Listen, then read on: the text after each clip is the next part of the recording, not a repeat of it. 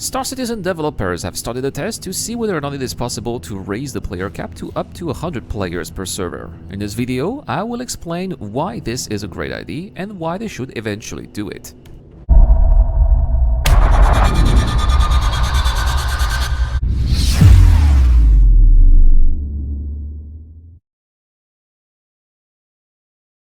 Hello guys and welcome to the channel. It's the Eradicator, and in this video, which I hope is going to be the last one on the topic, I will be talking about the increase of players per server for StarCitizen 3.70.2, which is moving from 50, which is something that we have known since StarCitizen 3.2.0 back in 2015, to up to 100 players, or maybe perhaps in some cases 130 players. Now, of course, before this test, the developers did tell us that this was just a test and that it was actually not scheduled to raise the amount of players per server when 3.70.2 will be released. But nevertheless, I think that after an intense period of trying over the past week, and especially the past weekend, I believe that in contrary, they should actually proceed to increasing the amount of players per server, and I will tell you why.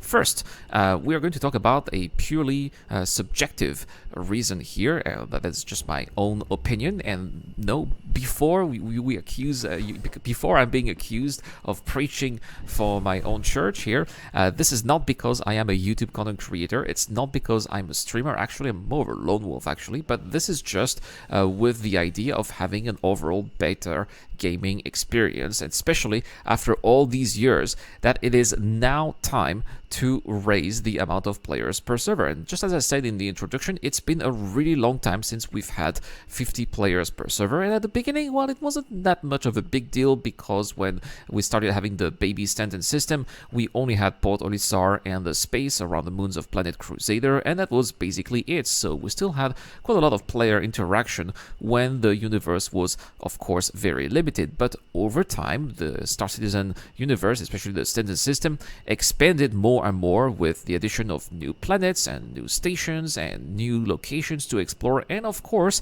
as the universe expanded and became more explorable, the player base stretched across this universe, and it became more of a rare occurrence to meet new players in our play sessions. And actually, it's been happening quite a bit to have entire play sessions without meeting any players, which is quite ironic, when StarCitizen tries to be a massively multiplayer online game.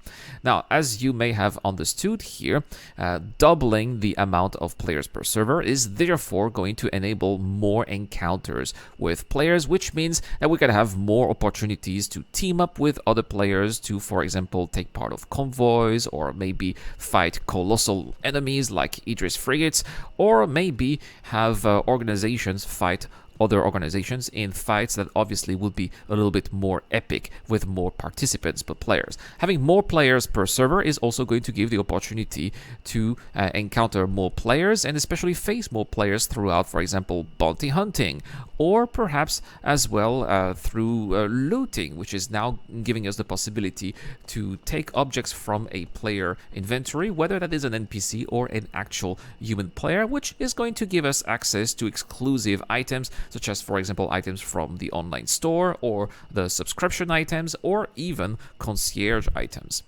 Next, I think that another point in favor of having more players per server is the fact that, and I think that this is actually a point that we haven't heard much, but this is actually the fact that it could generate publicity for the game. And especially, when we talk about publicity, we talk about media outlets specialized in video gaming, which usually don't talk about StarCitizen in a much positive fashion. They usually make fun of the lack of progress, or they sometimes also talk about some artistic choices, which of course they criticize. For example, the technology that consists of blending clothes, for example, clothes blending technology that has been quite a meme and a laughing stock over the past year. Well, I think that if we increase the amount of players per server, the studio, Cloud Imperial Games, is going to benefit from very positive headlines, which of course are going to be announcing with perhaps some sarcasm, the good news to their readers. And yes, it's probably going to be publicity with a little touch of irony, certainly, but in my opinion, any publicity is good publicity, especially if it is about some information that should be perceived as going towards the right direction. Next, we're going to talk about the technical aspect of the game, which, in my opinion, seems to be holding on. As I said in the introduction, I've been able to try this test here for quite a long time, and based on my own observations, and to my surprise, actually, it seems that the performance of the game do not seem to be that much impacted, at least not in a significant fashion, by doubling the amount of players per server. And as far as I'm concerned, I actually had much better frames per second, which is something that I cannot explain. Artificial intelligence was at worst the same as usual, and at best actually quite responsive in some scenarios. And I would say that the only case in which performances seem to be decreasing is when players concentrate in one single area with their starships, which is perhaps the reason why developers have decided to reduce the amount of players from 130 to 85 for the last Siege of Orison playtest. However, this also shows something else. It shows that the developers are capable of changing the amount of players per server at will without having to launch new servers or a new update. So, of course, it's not up to me to decide whether or not the amount of players per server is going to change, but I know that my particular feedback here is not an isolated case, and that the huge majority of feedbacks that I've gotten to read either in YouTube videos or on Spectrum were actually praising this decision. So then, whatever the developers are testing, I think that, in my eyes at least, it's quite a success based on how well we can play the game during this test.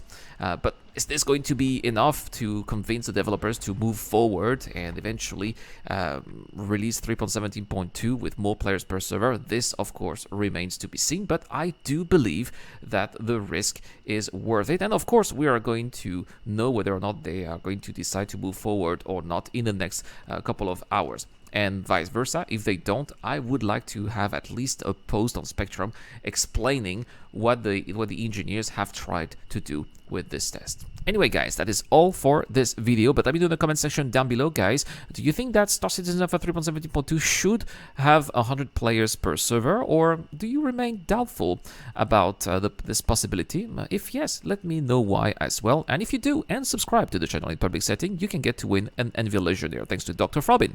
Also, feel free to check out in the description down below and see our Discord link, where you can be joining us. We have a very good community there with lots of good people, and another giveaway where it's a Retaliator bomber. All you have to do to enter is to join our video sharing contest. You can also join by being a Patreon or a YouTube John member.